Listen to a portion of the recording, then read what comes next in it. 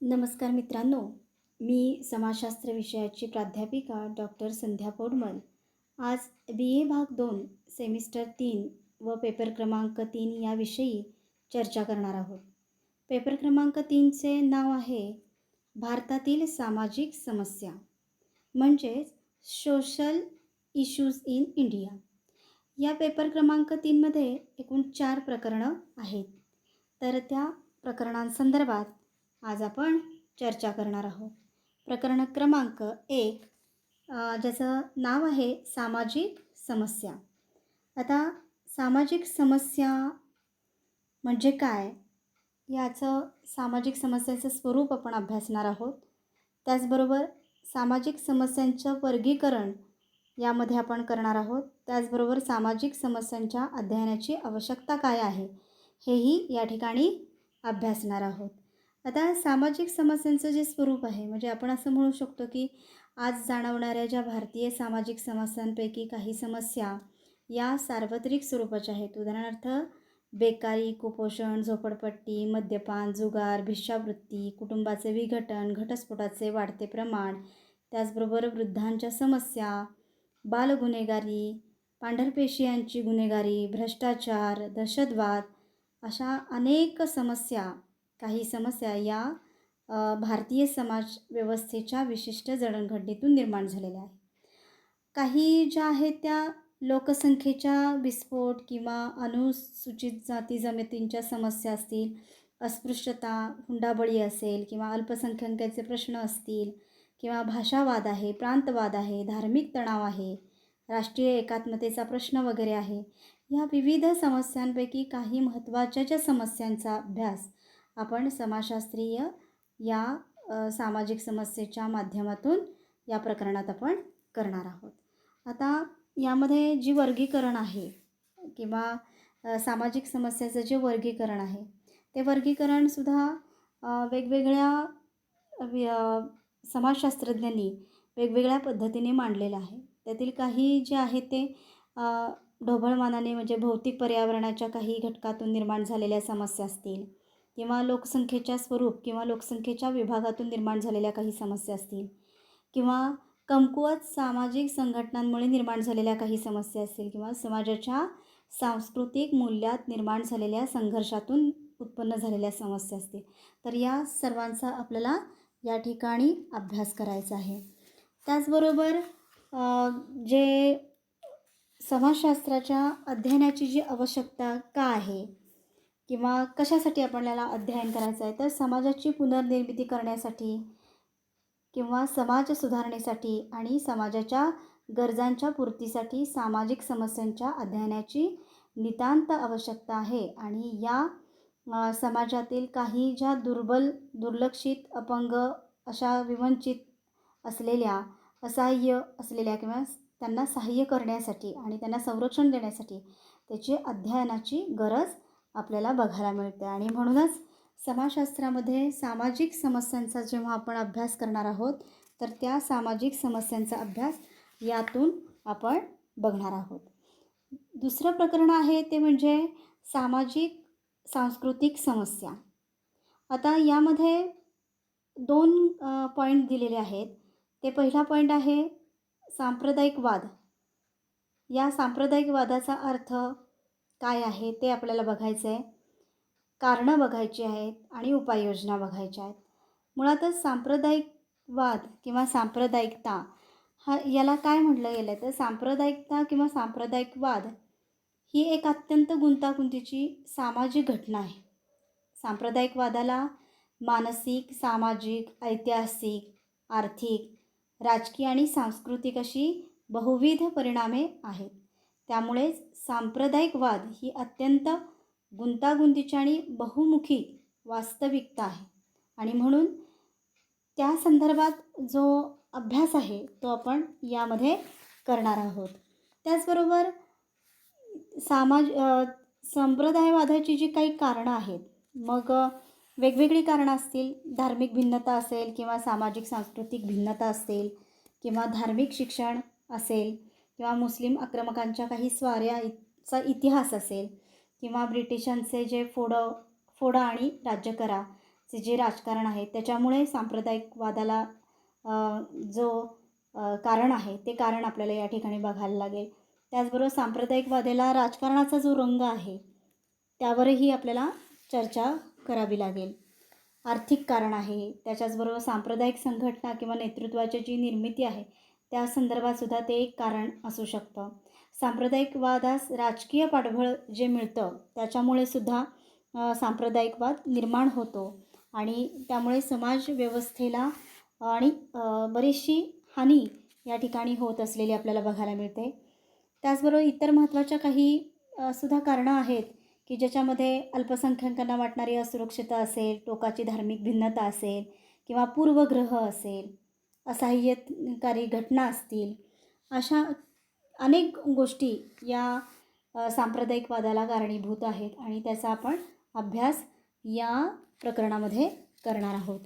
त्याचबरोबर सांप्रदायिकवादावरील जे उपाययोजना आहेत त्या उपाययोजनांचाही या ठिकाणी महत्त्वपूर्ण अभ्यास आपल्याला करावा लागणार आहे. त्यामध्ये सांप्रदायिकवाद हा उपाययोजनेमधला तात्कालिक उपाय आणि दूरगामी उपाय अशा 2 प्रकारचे जे उपाय आहेत ते उपाय आपल्याला या ठिकाणी अभ्यासायचे आहेत.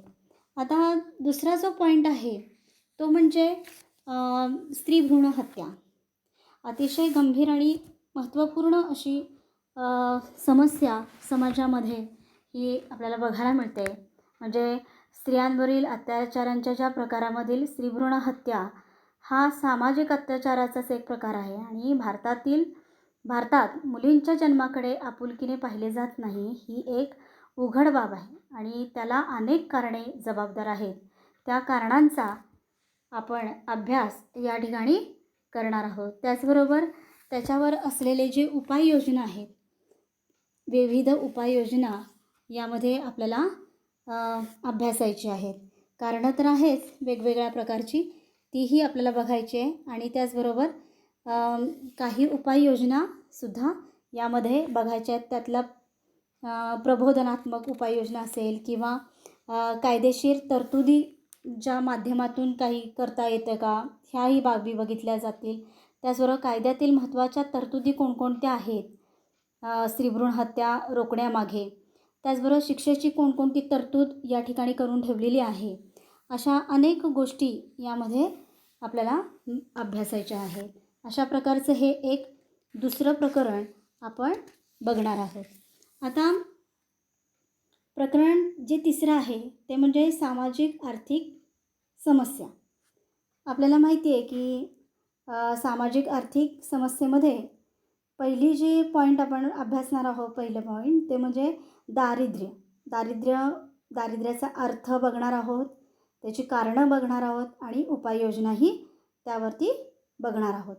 आता आपल्याला माहिती आहे की गरिबी अथवा दारिद्र्य ही एक सामाजिक आर्थिक समस्या आहे आणि त्यामुळे त्याचा अभ्यास मोठ्या प्रमाणात समाजशास्त्रात तसेच अर्थशास्त्रातही केला जातो आणि त्याच बाबींचा या ठिकाणी अभ्यास आपणही करणार आहोत. मग दारिद्र्य म्हणजे काय, सापेक्ष दारिद्र्य, निरपेक्ष दारिद्र्य म्हणजे काय, ह्याही गोष्टी आपण यामध्ये बघणार आहोत. त्याचबरोबर दारिद्र्य रेषा म्हणजे काय तेही यामध्ये बघणार आहोत. दारिद्र्याची जी वेगवेगळी कारणं आहेत म्हणजे उदाहरणार्थ वैयक्तिक कारण आणि सामाजिक विषमता हे आपण त्याच्यामध्ये बघणार आहे. त्याच्यानंतर आर्थिक कारणे बघणार आहोत. त्याचबरोबर सामाजिक जी कारणं आहेत त्या कारणांचाही या ठिकाणी अभ्यास आपण करणार आहोत. तसेच नैसर्गिक व अन्य संकटं जी आहेत या नैसर्गिक आणि अन्य संकटांचासुद्धा आपण या ठिकाणी या कारणांचासुद्धा आपण अभ्यास करणार आहोत. त्याचबरोबर उपाययोजनेमध्ये वेगवेगळे उपाययोजना या ठिकाणी सरकारच्या माध्यमातून असतील किंवा NGOजच्या माध्यमातून असतील, ज्या उपाययोजना सुचवल्या गेलेल्या आहेत त्यांचाही आपण या ठिकाणी अभ्यास करणार आहोत.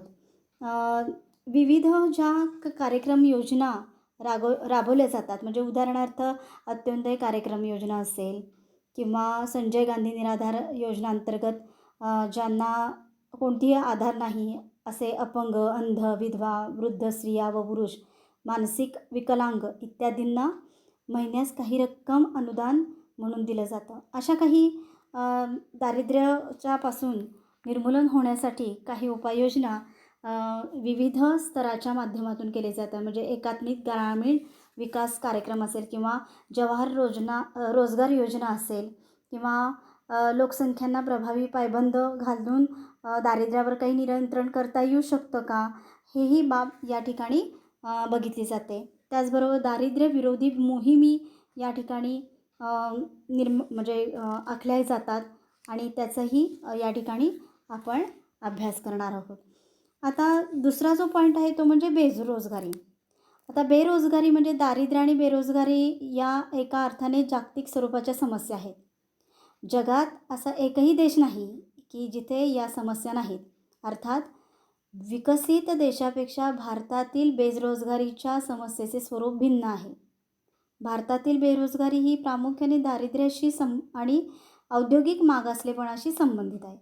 तर अमेरिका किंवा अन्य जे पाश्चिमात्य देश आहेत त्यांची बेरोजगारी ही ऐच्छिक आणि सापेक्ष स्वरूपाची असते. म्हणजे बेरोजगारी जरी असली तरी तिचं स्वरूप आणि अर्थ प्रत्येक देशवाईज वेगवेगळं असलेलं आपल्याला बघायला मिळतं आणि त्याचाही आपण या ठिकाणी अभ्यास करणार आहोत. बेरोजगारीची जी वेगवेगळी कारणं आहेत त्या कारणांचाही या ठिकाणी आपण अभ्यास करणार आहोत. जसं की व्यक्तिगत घटक असेल किंवा व्यावसायिक अयोग्यता असेल किंवा म्हणजे अशा वेगवेगळ्या घटकांचा किंवा बाह्य घटक आणि तांत्रिक आणि आर्थिक घटक हेही यामागे घटकांमध्ये कारण असू शकतं किंवा इतर कारणं आहेत.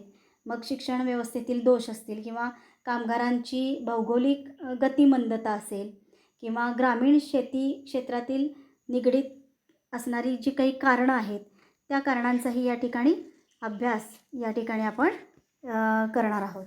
आता बेरोजगारीवरील उपाययोजना कोणकोणत्या प्रकारात येऊ शकतात किंवा त्याचा उपाययोजना काय आखल्या जातात. तर पहिले जे आहेत ते लोकसंख्येवरती नियंत्रण कशा पद्धतीने रोखता येईल किंवा सांगता येईल ह्या एक बाजू आपण या ठिकाणी अभ्यासणार आहोत. त्याबरोबर आर्थिक विकास गतिमान करणं हे एक कारण यामध्ये आपण उपाययोजनेमध्ये घेऊ शकतो की वेगवेगळ्या बेरोजगारांना रोजगार कसा मिळवून देऊ शकतो, त्याचे मार्ग कोणकोणते खुली करू शकतो आपण आणि औद्योगिक क्षेत्रात त्यांच्यावरती लक्ष कसं केंद्रित करू शकतो. या बाबतीत अनेक जे उपाय आहेत ते या ठिकाणी आपण अभ्यासणार आहोत. त्याचबरोबर औद्योगिक विकास, शैक्षणिक सुधारणा असेल किंवा पंचवार्षिक योजना असतील किंवा इतर योजना काही कार्यक्रम आहे म्हणजे एकात्मिक ग्रामीण विकास कार्यक्रम असेल किंवा राष्ट्रीय ग्रामीण रोजगार कार्यक्रम असेल, जवाहर रोजगार योजना असतील,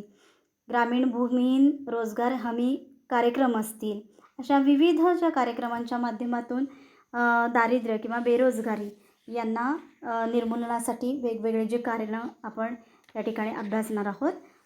त्याचबरोबर प्रकरण 4मध्ये सामाजिक वैधानिक समस्या आपण या ठिकाणी अभ्यासणार आहोत. आता यामध्ये 2 मेन मुद्दे सांगितलेले आहेत ते म्हणजे मानवी हक्क. मानवी हक्कामध्ये मानवी हक्काचा अर्थ, कारणे आणि उपाययोजना आपण अभ्यासणार आहोत. आणि दुसरा आहे पॉईंट म्हणजे सायबर गुन्हे किंवा सायबर गुन्हेगारी. यामध्ये सायबर गुन्हेगारीचा अर्थ आपण अभ्यासणार आहोत, त्याची कारणं काय आहेत आणि उपाययोजना काय आहेत हेही आपण या ठिकाणी बघणार आहोत. आता मानवी हक्क म्हणजे आजपर्यंत अनेक सामाजिक समस्यांचा अभ्यास आपण केला आहे. कालमानानुसार सामाजिक समस्यांचं स्वरूपही बदलत गेलेलं आहे. म्हणजे जसं आधुनिकीकरण आहे, औद्योगिकीकरण आहे, जागतिकीकरणाच्या प्रक्रियेतून अनेक नवीन समस्या निर्माण होत आहेत आणि त्यामध्ये सायबर गुन्ह्यांची समस्या आज जशी तीव्रतेने जाणवत आहे. प्रस्तुत प्रकरणामध्ये आपण प्रथम मानवी हक्क ही संकल्पना म्हणजेच मानवाला त्याच्या जन्मापासून प्राप्त होणाऱ्या अधिकाराबाबतची माहिती घेणार आहोत आणि त्याचबरोबर सायबर गुन्ह्यांची समस्या अभ्यासणार आहोत. म्हणजेच मानवी हक्क म्हणजे काय, हक्क म्हणजे काय हे पहिल्यांदा आपण अभ्यासणार आहोत. मग मानवी हक्क कशा स्वरूपाचे आहेत ते आपल्याला समजणार आहे. त्या मानवी हक्कांचा अर्थ घेणार आहे, स्वरूप घेणार आहे. मानवी हक्कांचे विविध जे व्याख्या ज्या दिलेल्या आहेत त्या व्याख्या आपण बघणार आहोत. त्याचबरोबर मानवी हक्कांचं जे स्वरूप आहे, मग प्राचीन कालखंड असेल, मध्ययुगीन कालखंड असेल आणि आधुनिक कालखंड आहे. या कालखंडाच्या माध्यमातून मानवी हक्काचा जो इतिहास आहे, त्या इतिहासाबद्दलही आपण पूर्णतः चर्चा करणार आहोत. त्याचबरोबर आपण मानवी हक्क या विषयावरती भारतीय राज्यघटनेतील मूलभूत हक्क काय आहेत, तेही यामध्येच आपण बघणार आहोत. त्याचबरोबर सायबर गुन्हे. आता आज आपण बघतो की आधुनिक तंत्रज्ञानाद्वारे चालत आलेलो आहोत. अनेक दैनंदिन जीवन यावर अवलंबून असते. म्हणजे उदाहरणार्थ आजकाल इंटरनेट हे सर्वसामान्य नाव झाले आहे. इंटरनेटमध्ये आपल्याला आवश्यक असलेल्या सर्व गोष्टींचा समावेश आहे आणि म्हणून लोक त्याचा वापर करीत आहेत आणि त्यावर अवलंबून आहेत. इंटरनेटचा वापर दिवसेंदिवस वाढत असल्याने जग छोटे होत आहे आणि लोक जवळ येत आहे. पण ह्या सगळ्यातून असं म्हटलं जातं की इंटरनेट आणि सोशल मीडियाने आपल्या दैनंदिन जीवनात मोठ्या प्रमाणात आक्रमण केलं आहे. इंटरनेटच्या सकारात्मक वापराबद्दल बरोबरच दुष्प्रवृत्तीचा प्रकार देखील केले जाणारा उपयोग या सर्वसामान्यपासून ते अगदी राष्ट्रीय पातळीपर्यंत जीवन विस्कळीत करू शकतात. म्हणजे इंटरनेटद्वारे केल्या जाणाऱ्या गैरवापरास सायबर क्राईम असे म्हटले जाते.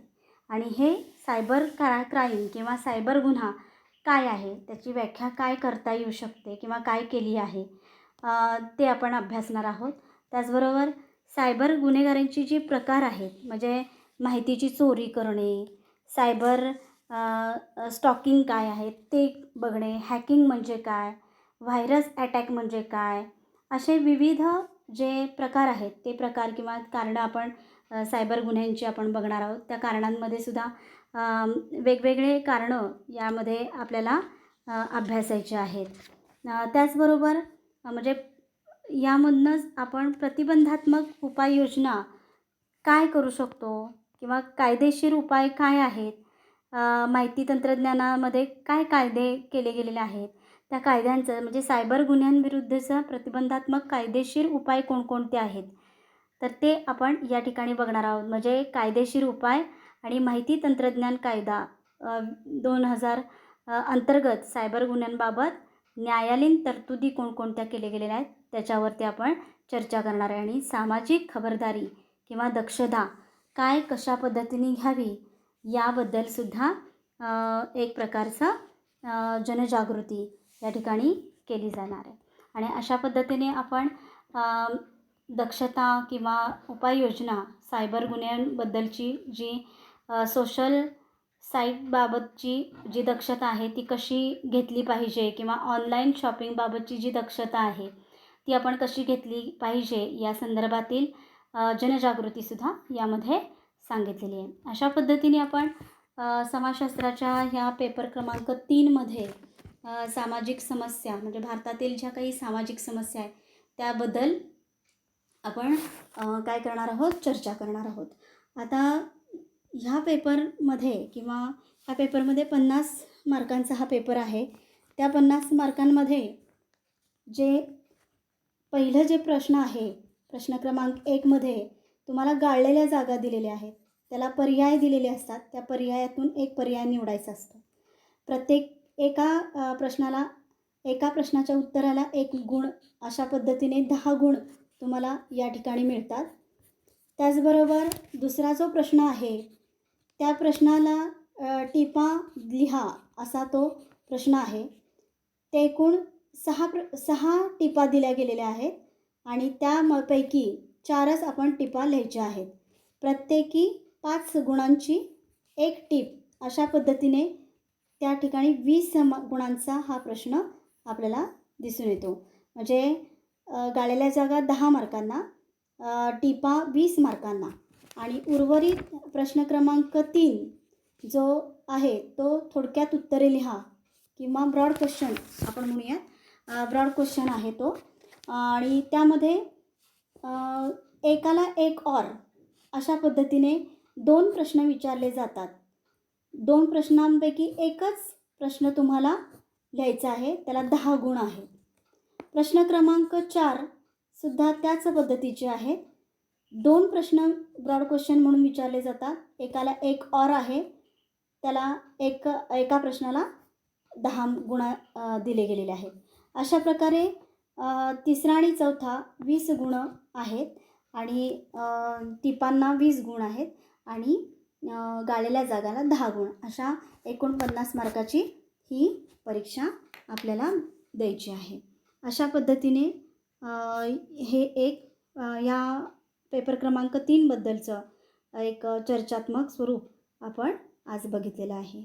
धन्यवाद.